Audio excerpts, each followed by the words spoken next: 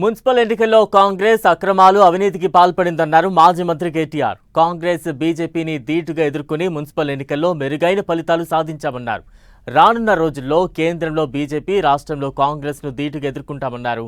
భవిష్యత్తులో మెరుగైన ఫలితాలు సాధించేందుకు కార్యాచరణ రూపొందిస్తున్నామన్నారు. అయితే సరిగ్గా డబ్బు, మద్యము, అధికార యంత్రాంగ దుర్వినియోగము ఇవన్నీ కూడా తారాస్థాయికి చేరినాయి.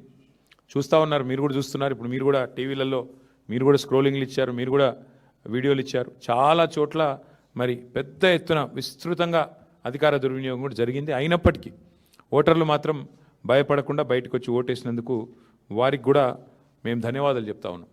సరే, అక్రమాల ద్వారా ఇక మొదలుపెట్టినారు ఆల్రెడీ. బేరాలు, బేరసారాలు, ఎత్తుకుపోవడాలు, పోలీసులను పంపించి బెదిరించడాలు ఇవన్నీ మొదలైనవి ఆల్రెడీ రాష్ట్ర వ్యాప్తంగా. ఎట్లా గెలిచిన దాన్ని, మా దగ్గర గెలిచిన దాన్ని కూడా లాక్కునే ప్రయత్నం కూడా చేస్తూ ఉన్నారు. అయినా కూడా పర్వాలేదు. కొత్తగూడెంలో కూడా ఈరోజు హంగ్ వచ్చింది. అక్కడ కూడా సిపిఐకి 25 ఏదో వచ్చినట్టున్నాయి, మాకు 9, 10 వచ్చినట్టున్నాయి. కాబట్టి నేను వారికైతే ఓపెన్ ఆఫర్ ఇచ్చినాను.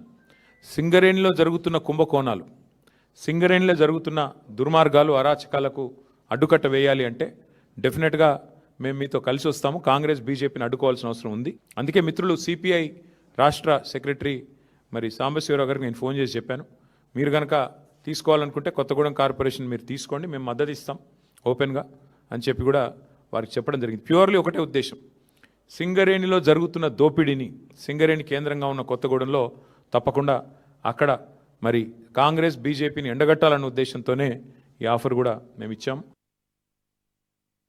సింగరేణిని రెండు జాతీయ పార్టీలు గొంతు కోస్తున్నాయి. ఇవాళ కాంగ్రెస్ దోపిడీ చేస్తుంటే బీజేపీ ఎందుకు మౌనంగా ఉంటుందని మేము అడుగుతున్నాము. ఆధారాలతో ఆధార సహితంగా మేము స్పష్టంగా కుంభకోణం జరిగిందని బయటపెడితే ఎందుకు బీజేపీ ఉపేక్షిస్తున్నది? ఎందుకు రేవంత్ రెడ్డిని కాపాడుతున్నది?